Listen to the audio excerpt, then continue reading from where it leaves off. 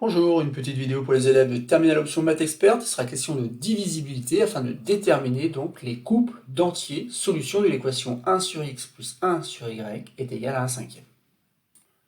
Dans cet exercice, on va noter donc E, cette équation, où x et y sont des entiers relatifs non nuls, bien sûr, puisqu'on a 1 sur x et 1 sur y. Il faudra dans un premier temps montrer que E est équivalente donc à l'équation x moins 5, facteur de y moins 5 est égal à 25, avec encore bien sûr x et y non nuls. Et en petit b, donc on pourra en déduire les solutions de cette équation. Il y a donc deux étapes dans cet exercice, la première qui n'est pas très compliquée, la deuxième où il faudra donc utiliser la divisibilité dans Z. Passons donc à la correction de cet exercice. Donc petit a, il va falloir montrer que cette équation E est équivalente donc à celle-ci, x moins 5, facteur de y moins 5 est égal à 25, lorsque x et y sont non nuls. Ici donc je vais partir de cette équation afin de montrer qu'elle est équivalente donc à l'équation de départ, l'équation E.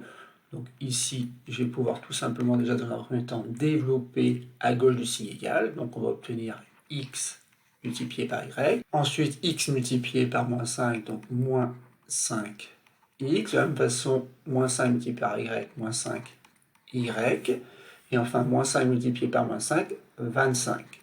Donc ici, clairement, déjà on peut enlever 25 de chaque côté du signe égal pour se ramener donc à une équation x, y, moins 5x, moins 5y égale 0. Ensuite, donc l'idée peut-être, ce serait d'isoler donc x, y. Donc, je peux écrire x, y est égal à 5x plus 5y. Et là, je regarde un petit peu, j'essaye d'obtenir donc cette expression-là à gauche. Cette expression-là à gauche, 1 sur x plus 1 sur y, je vais plutôt l'obtenir finalement à droite. Alors comment? Tout simplement ici peut-être en divisant par justement x, y. Et on peut le faire car x et y sont non nuls. Ce qui donne donc x, y sur x, y est égal à 5x sur x, y plus 5y sur x, y. Donc, à gauche du signe égal, bien sûr, on va obtenir 1. Ici, 5x sur x, y, ça va obtenir 5y. Et ici, donc, un petit peu de la même façon, on va obtenir 5x.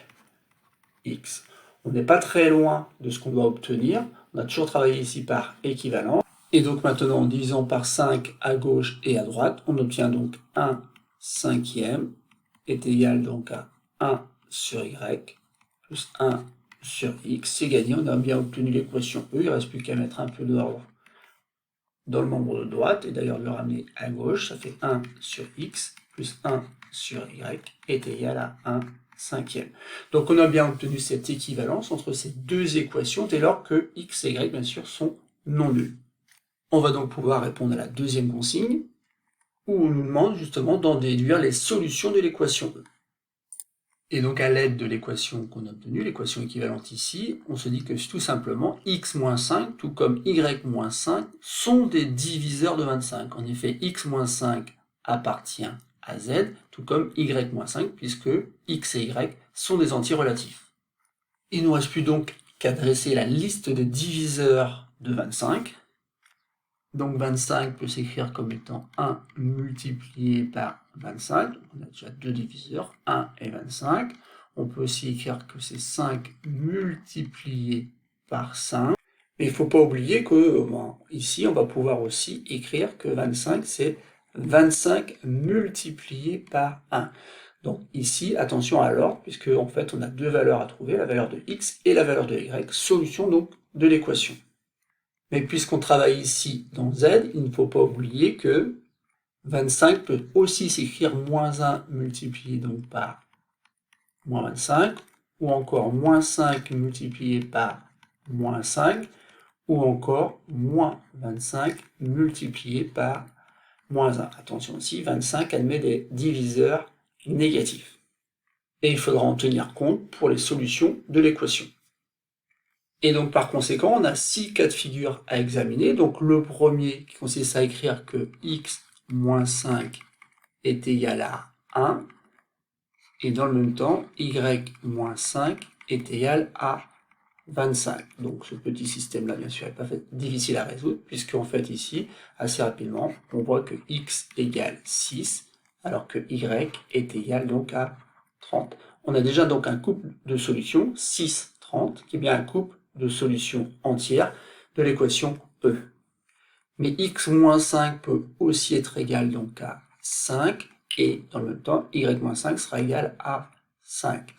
Il fait tout simplement ici donc x égale 10 et y égale 10. Là encore, on a un couple solution. On peut aussi écrire que x moins 5 est égal à 25 et y moins 5 est égal à 1. On va obtenir donc un autre couple. Cette fois-ci, ça va être x égale 30 et y égale 6. Forcément, on obtient un petit peu les valeurs qu'on a obtenues dans un premier temps ici, x égale 6, y égale 30, par symétrie. Mais il ne faut pas oublier que 25 peut aussi s'écrire comme étant moins 1 multiplié par moins 25.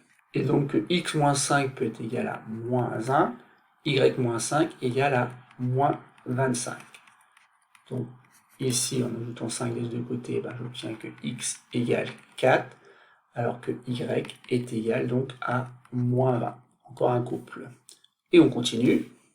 X moins 5 égale moins 5, y moins 5 égale moins 5. Et là, on obtient donc x égale 0 et y égale 0. Sauf qu'ici, ça pose problème. Pourquoi? Parce qu'en fait, on avait dit que les entiers que l'on cherchait, ce sont des entiers relatifs non nuls. Et d'ailleurs, on ne pourrait pas écrire autrement 1 sur 0 plus 1 sur 0 égale 1 cinquième. Donc, ce couple 0, 0, on ne va pas le retenir.